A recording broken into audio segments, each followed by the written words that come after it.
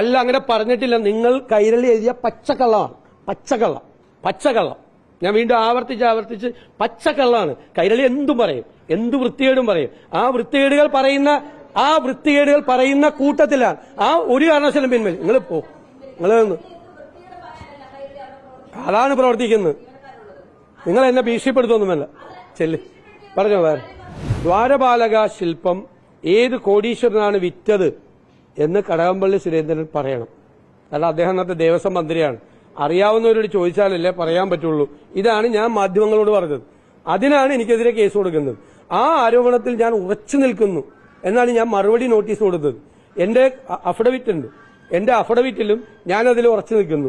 ഞാനെങ്ങനെ വാദത്തിൽ നിന്ന് എന്റെ നോട്ടീസിലും അതുപോലെ ഞാൻ കൊടുത്ത അഫിഡവിറ്റിൽ നിന്നും മാറി എനിക്ക് സംസാരിക്കാൻ പറ്റുന്നത് എന്റെ അഭിഭാഷകൻ എനിക്ക് അദ്ദേഹം എന്താണ് പറഞ്ഞതെന്ന് എന്നെ അറിയിച്ചിട്ടുണ്ട്.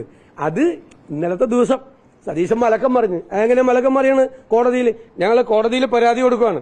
ഇത് തെറ്റായ വാർത്ത കൊടുത്തത് കൈരളിയാണ്. തെറ്റായ വാർത്ത കൊടുത്തത് സതീശൻ മലക്കം പറഞ്ഞത്. ഞാൻ അവരെ വെല്ലുവിളിക്കുന്നു. ഞാൻ അവിടെ നിന്ന് ഞാൻ പറഞ്ഞിരിക്കുന്നത് അങ്ങനെ പറയാൻ പറ്റില്ല. കോടതിയിൽ പറഞ്ഞാൽ കോടതി അപ്പൊ തന്നെ അന്നാ ക്ഷമ പറയാൻ പറയും. ഞാൻ പറഞ്ഞ കാര്യത്തിൽ നിന്ന് മാറിയ ക്ഷമ പറഞ്ഞ് പോകാൻ പറയും. അല്ലെങ്കിൽ അദ്ദേഹം ചോദിച്ച 10 ലക്ഷം നഷ്ടപരിഹാരം കൊടുക്കാൻ പറയും. ഞാൻ അഭിഭാഷകനല്ലേ, എനിക്കറിയില്ലേ. അല്ല, അങ്ങനെ പറഞ്ഞിട്ടില്ല. നിങ്ങൾ കൈരളി എഴുതിയ പച്ചക്കള്ളമാണ്. പച്ചക്കള്ളം. ഞാൻ വീണ്ടും ആവർത്തിച്ച് പച്ചക്കള്ളാണ്. കൈരളി എന്തും പറയും, എന്തു വൃത്തികേടും പറയും. ആ വൃത്തികേടുകൾ പറയുന്ന കൂട്ടത്തിലാണ്. ആ ഒരു കാരണവശാലും പിൻവലി. നിങ്ങൾ അതാണ് പ്രവർത്തിക്കുന്നത്.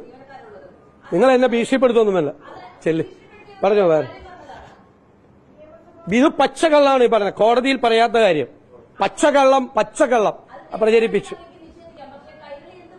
എന്ത് വൃത്തികേടും പറയും. ഒന്നുകൂടി ആവർത്തിച്ചു പറയും. എന്ത് വൃത്തികേടും പറയും.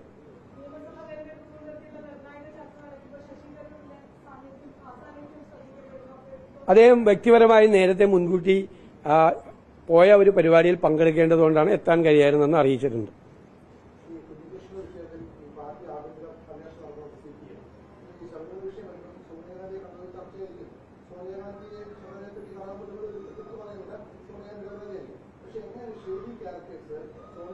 അല്ല, അന്ന് അദ്ദേഹം ഷെയ്ഡി ക്യാരക്ടർ അല്ലല്ലോ, അറിയില്ലല്ലോ. അങ്ങനെയാണെങ്കിൽ എന്റെ മറു ചോദ്യമാണ്.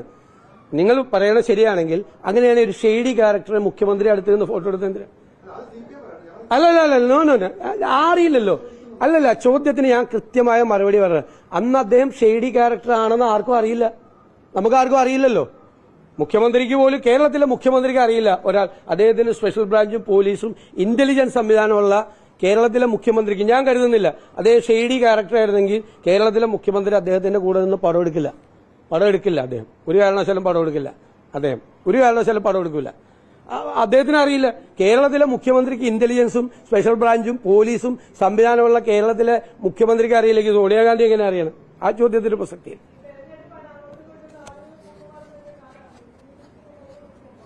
അറിയില്ല. അത് ആ ചോദ്യം ഒരു ഹൈപ്പോത്തറ്റിക്കൽ ക്വസ്റ്റ്യൻ ആണ്. വരട്ടെ.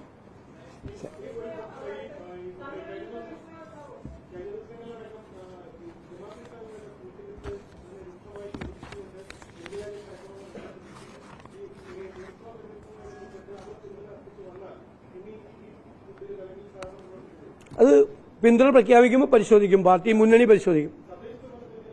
ആ പിന്തുണ സ്വീകരിച്ചിരുന്നു. അത് ഞങ്ങൾ ചർച്ച ചെയ്ത് തീരുമാനിക്കും. അവർ പിന്തുണ നൽകാൻ തീരുമാനിച്ചാൽ ചർച്ച ചെയ്ത് തീരുമാനിക്കും. അതല്ല അവര് പിന്തുണ നൽകാൻ ഞങ്ങൾക്ക് തീരുമാനിച്ചാൽ ഞങ്ങൾ ചർച്ച ചെയ്ത് തീരുമാനിക്കും.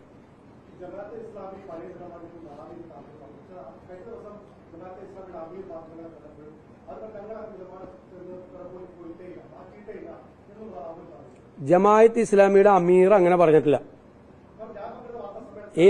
ആരാണത്? ജമാഅത്ത് ഇസ്ലാമിയുടെ അമീർ ആരാണ്? അദ്ദേഹത്തിന്റെ പേര് പറ. അല്ല, തെറ്റാണ്. അങ്ങ് പറഞ്ഞത് തെറ്റാണ്. അല്ലെന്നേ, ജമാഅത്ത് ഇസ്ലാമിയുടെ അമീർ നടത്തിയ പത്രസമ്മേളനത്തിൽ അദ്ദേഹം അല്ല ഇത് പറഞ്ഞത്. അദ്ദേഹത്തിന്റെ പേര് പറ. മസ്കറ്റ് ഹോട്ടലിൽ അദ്ദേഹം പേര് പത്രസമ്മേളനത്തിൽ പങ്കെടുത്ത ആളുടെ പേര് പറയൂ. മുജീബ് റഹ്മാൻ എന്ന് പത്രസമ്മേളനം നടത്തി? എന്ന്? അദ്ദേഹം നടത്തിയ പത്രസമ്മേളനത്തിൽ മതരാഷ്ട്രവാദം അവർ ഉപേക്ഷിച്ചു എന്നാണ് പറഞ്ഞിരിക്കുന്നത്. അന്ന് തന്നെയാണ് പറഞ്ഞിരിക്കുന്നത്. ആണെന്നേ മതരാഷ്ട്രവാദം അവരുപേക്ഷിച്ചില്ലെങ്കിൽ നിങ്ങൾ അദ്ദേഹത്തിനോട് ക്ലാരിഫൈ ചെയ്തോ. ഞങ്ങളെ അറിയിച്ചിരിക്കുന്നതും ഞങ്ങളോട് പറഞ്ഞിട്ടുള്ളതും അദ്ദേഹം തിരുവനന്തപുരത്തും മലബാറിലും പത്രസമ്മേളനം നടത്തി പറഞ്ഞിട്ടുള്ളതും മതരാഷ്ട്രവാദം ഉപേക്ഷിച്ചെന്നാണ്.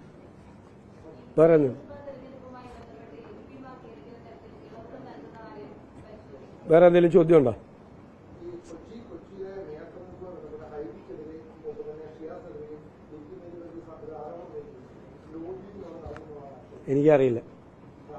എനിക്കറിയില്ല. ഞാൻ അറിയേണ്ട കാര്യമില്ല. ഇല്ലല്ല, ഞാൻ അറിയേണ്ട കാര്യമില്ല. അതൊക്കെ സംഘടനാപരമായ കാര്യങ്ങൾ നിങ്ങൾ KPCC പ്രസിഡന്റിനോട് ചോദിക്കണം. അദ്ദേഹം പറയും. ഞാൻ സംഘടനാപരമായ കാര്യങ്ങൾ മറുപടി പറയില്ല. ഞാൻ പറയാറില്ലല്ലോ.